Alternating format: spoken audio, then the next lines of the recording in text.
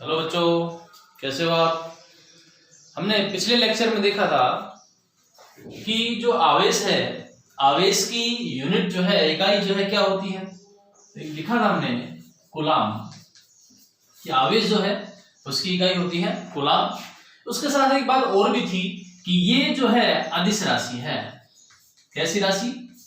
अदिश राशि।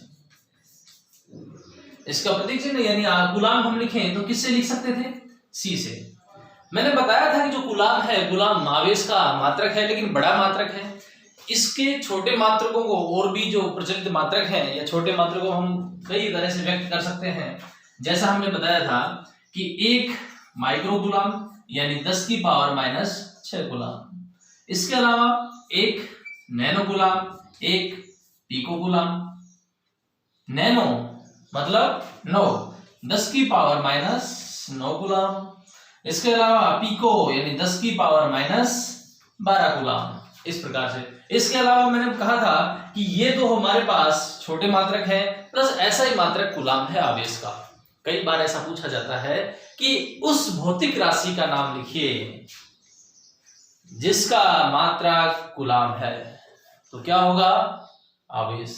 या फिर कई बार आवेश का विमीय सूत्र लिखिए। तो विमीय सूत्र भी हमने देखा था पिछले लेक्चर में। क्या था? M0, L0, A1 और T1।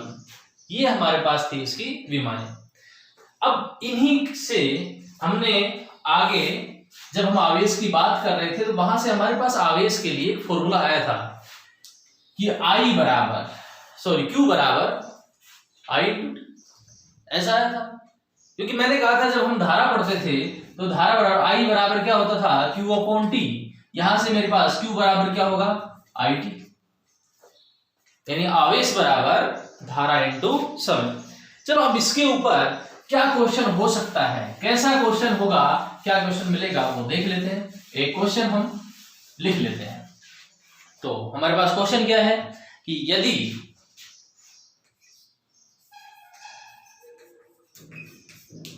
क्वेश्चन लिखें, यदि किसी तार में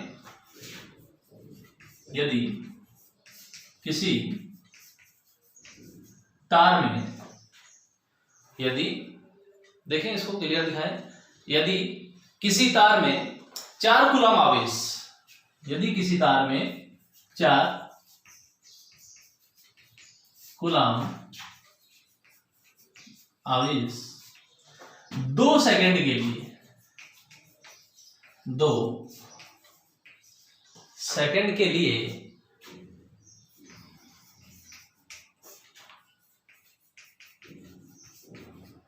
प्रवाहित होता है। क्या लिखा? यदि किसी तार में 4 कूलाम आवेश 2 सेकंड के लिए प्रवाहित होता है या बहता है तो धारा का मान ज्ञात कीजिए। ऐसा क्वेश्चन पूछा जा सकता है आवेश के फॉर्मूले से। अब ये जरूरी नहीं कि ऐसा ही पूछा जाए। अब देखिए यहां पर हमारे पास उसने पूछा क्या है, यहां पर पूछा गया है धारा का मान। हमारे पास दिया क्या है तो हम देख लें। हमारे पास यहां पर दिया हुआ है, आप चाहे तो सीधा भी लिख सकते हैं कि दिया है। क्या दिया है हमारे पास? कि कूलाम दिया है। कूलाम किसका मात्रक? आवेश का। आवेश को किससे लिखते थे? Q से। Q बराबर कितना? 4 कूलाम। इसके अलावा और देखिए क्या इंफॉर्मेशन है यहां पर।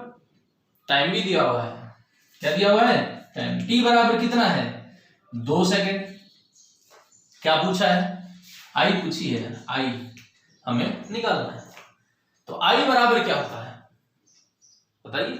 I बराबर क्या होता है? हमारे पास देखें, हमें पता है कि Q बराबर होता है IT। तो I बराबर क्या होगा? Q/T। यानी धारा के लिए फॉर्मूला हमारे पास क्या होगा? आवेश बटा समय। आवेश का मान देखें कितना है? आवेश का मान है हमारे पास 4। टाइम कितना है? 2 सेकंड। किसी भी इकाई को बदलने की जरूरत नहीं पड़ रही है यहां पर। यहां से हमारे पास आंसर क्या होगा? 2। और साथ में मात्रा क्या लिखूं? ए क्या है? एम्पियर। यानी हमारे पास जो आंसर है ये हो गया 2। यानी इस परिपथ में, किस परिपथ में या किस तार में जिसमें 4 कूलम आवेश कितने सेकंड के लिए, 2 सेकंड के लिए बहता है, तो धारा का मान कितना होगा, 2 एम्पियर। ये हमारे पास इस प्रकार से छोटे क्वेश्चन पूछे जा सकते हैं। अब देखें आगे नेक्स्ट टॉपिक क्या होगा। नेक्स्ट छोटे 2 टॉपिक और हैं, या इनको आगे भी मिलेंगे, ये तो फिर भी यहां पर अगर है तो हम देख लेते हैं। तो हमारे पास 2 परिभाषाएं हैं, चालक और कुचालक की। जैसा कि हम सब जानते हैं चालक और कुचालक क्या होते हैं। चालक और कुचालक सभी को पता है, चालक कुचालक क्या है, पढ़ा हुआ है पहले भी कि चालक क्या होते हैं, वे पदार्थ, या ऐसा भी कह सकते हैं हम, जिन पदार्थों में से आवेश का मुक्त प्रवाह हो सकता है, इलेक्ट्रॉनों का मुक्त प्रवाह हो सकता है, उन्हें क्या कहते हैं, चालक कहते हैं। वे पदार्थ जिनमें से विद्युत धारा प्रवाहित हो सकती है वे चालक कहलाते हैं, और जिनमें से विद्युत धारा प्रवाहित नहीं होती है उन्हें क्या कहते हैं, कुचालक पदार्थ कहते हैं। यदि चालक की बात करूं तो चालक हमारे पास क्या क्या हो सकते हैं, जैसे तांबा है, चांदी है, ये सब किन में आते हैं, ये सारे के सारे चालक पदार्थों के एग्जाम्पल हैं। अगर कुचालक की बात करूं तो कुचालक हमारे पास जैसे रबड़ है, मिट्टी है, ऐसे कुछ पदार्थ, लकड़ी है, सूखी लकड़ी है, ये सारे के सारे किस में आएंगे, कुचालक में। अब यहां पर इनको सर हमें ये तो पता था, तुम्हें पता था ये परिभाषा, फिर सर क्यों ऐसा, इसलिए क्योंकि फर्स्ट चैप्टर के अंदर ये चालक के साथ कुचालक की भी परिभाषा है हमारे पास। लेकिन कुचालक को और नामों से भी जाना जाता है, और किन किन नामों से जाना जाता है, देखिए कुचालक हुआ, हम इसको कह सकते हैं विद्युत रोधी पदार्थ, जैसे चालक किसे कहते हैं या कुचालक किसे कहते हैं, उसी प्रकार से इसका क्या नाम है, विद्युत रोधी या परावैद्युत पदार्थ। क्या, परावैद्युत। ये सारे के सारे किन के नाम हैं, ये कुचालक ही पदार्थ के नाम है, या तो हम कुचालक कहें या विद्युत रोधी कहें या क्या कहें, इसको परावैद्युत पदार्थ कहें। जिनमें से आवेश का मुक्त प्रवाह नहीं होता है वो क्या कहलाते हैं, कुचालक, परावैद्युत या विद्युत रोधी पदार्थ कहलाते हैं। चलिए आगे जब हम आवेश पढ़ रहे थे और आवेश के साथ में आवेश को जब आगे बढ़ाया, तो अब जब देखेंगे तो एक नया एक शब्द मिलेगा जिसे हम कहते हैं विद्युतीकरण।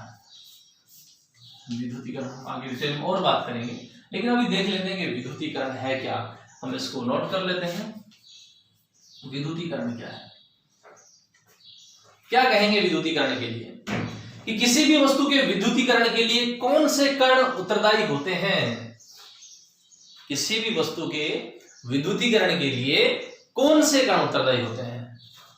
अगर मैं बात करूं, जब हमने आवेश पढ़ा था उस समय हमने देखा था कि हमारे पास 3 प्रकार के कण निकल के आए थे, इलेक्ट्रॉन था, प्रोटॉन थे, न्यूट्रॉन थे।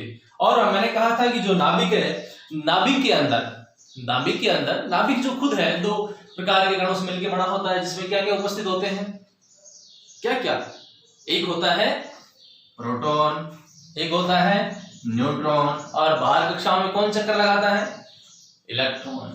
तो अगर विद्युतीकरण की माप देखें या विद्युतीकरण के लिए कौन से कण उत्तरदायी होते हैं, तो हम कह सकते हैं कि किसी पदार्थ के विद्युतीकरण के लिए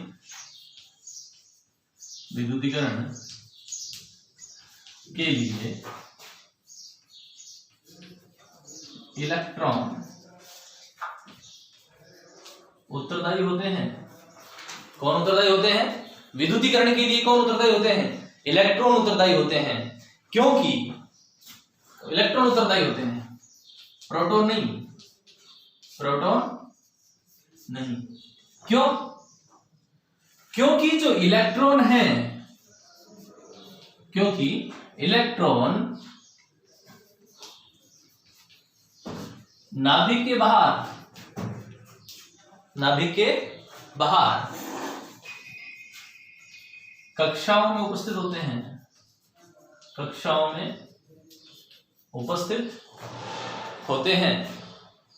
जबकि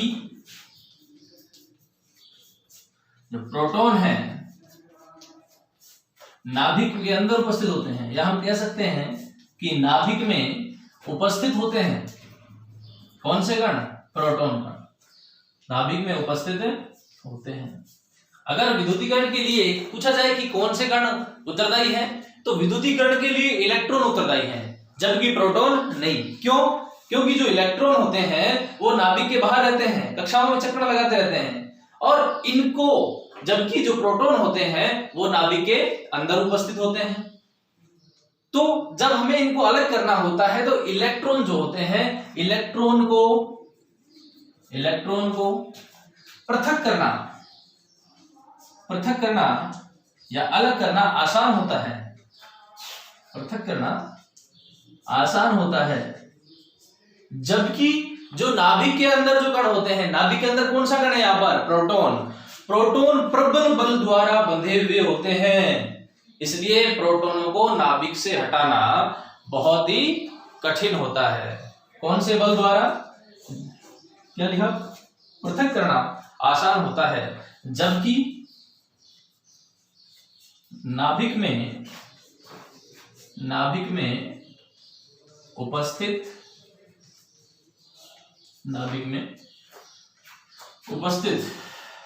प्रोटॉन प्रबल बल द्वारा बंधे रहते हैं, अतः इन्हें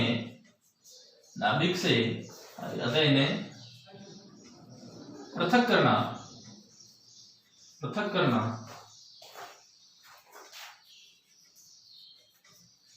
आसान नहीं होता, या हम ऐसा भी कह सकते हैं कि इन्हें पृथक करना बहुत ही कठिन होता है। इसलिए विद्युतीकरण के लिए कौन से कण जिम्मेदार होते हैं? इलेक्ट्रॉन। विद्युतीकरण के लिए इलेक्ट्रॉन उत्तरदायी होते हैं, जबकि प्रोटॉन नहीं होते, क्योंकि इलेक्ट्रॉन नाभिक के बाहर रहते हैं और इन्हें पृथक करना क्या होता है? आसान होता है, ज्यादा इजी वे में इसको पृथक किया जा सकता है। जबकि जो प्रोटॉन है नाभिक के अंदर प्रबल बलों द्वारा बंधे रहते हैं, इस तरह प्रोटॉनों को पृथक करना आसान नहीं होता, इन्हें पृथक नहीं किया जा सकता। ये सब क्या हुआ? विद्युतीकरण। तो विद्युतीकरण के लिए हमारे पास अगर पूछा जाए कौन से कण जिम्मेदार है? इलेक्ट्रॉन या प्रोटॉन? नहीं, प्रोटॉन नहीं, सिर्फ इलेक्ट्रॉन। क्यों? क्योंकि ये नाभिक से बाहर होते हैं और इन्हें अलग करना ज्यादा आसान होता है, जबकि जो प्रोटॉन है वो कहाँ रहेंगे? नाभिक के अंदर। क्या उन्हें पृथक किया जा सकता है? उन्हें पृथक नहीं किया जा सकता। चलो अब आगे बात करते हैं। आगे हम देखते हैं आवेश के बारे में। हमने बात की थी, तो आवेश की देखें, आवेशन की विधियां देखते हैं कि आवेशन, किसी भी वस्तु को आवेशित किया जा सकता है तो कितने प्रकार से हम लिखेंगे आवेशन की विधियां, या हम कह सकते हैं आवेशन के प्रकार। क्या कह सकते हैं? आवेशन के प्रकार। किसी भी वस्तु को आवेशित किया जाए तो कितने प्रकार काम में लिए हैं हमने? 3 प्रकार। कितने प्रकार? 3 प्रकार। किसी भी वस्तु को आवेशित करना, या किसी वस्तु, हम कह सकते हैं आवेशन, किसी वस्तु में आवेश आ रहा है तो कितने प्रकार से आवेश आ सकता है। तो देखें कितने प्रकार से आवेशन की विधियां देख लें। देखिए, सबसे पहले जो आवेश है वो घर्षण द्वारा आवेशन। पहली विधि क्या? घर्षण का नाम लिखते ही आपके दिमाग में एक बात आई होगी, सर ऐसे करना, ऐसे मतलब घर्षित करना। पहली विधि ये होगी। जबकि हम दूसरी विधि की बात करें, दूसरी है चालन, या हम इसको कहते हैं स्पर्श या संपर्क विधि। संपर्क द्वारा आवेशन। और जो तीसरी हमारे पास जो मेथड है, तीसरी जो विधि है वो क्या होगा? प्रेरण द्वारा आवेशन। किसके द्वारा? प्रेरण द्वारा। तो हमने क्या कितनी विधियां पढ़ी आवेशन की? आवेशन की 3 विधियां होती हैं। पहली है घर्षण द्वारा आवेशन, दूसरी है चालन या संपर्क या स्पर्श, कुछ भी कह सकते हैं, द्वारा आवेशन, और जो तीसरी है वो क्या है? प्रेरण द्वारा आवेशन। तो इससे पहले का जो पार्ट है आप उसको देखते रहिए। ये जो मेथड है, ये जो विधियां हैं, जो टाइप है आवेशन के, ये हम नेक्स्ट लेक्चर में बात करेंगे इनकी। तब तक के लिए गुड बाय।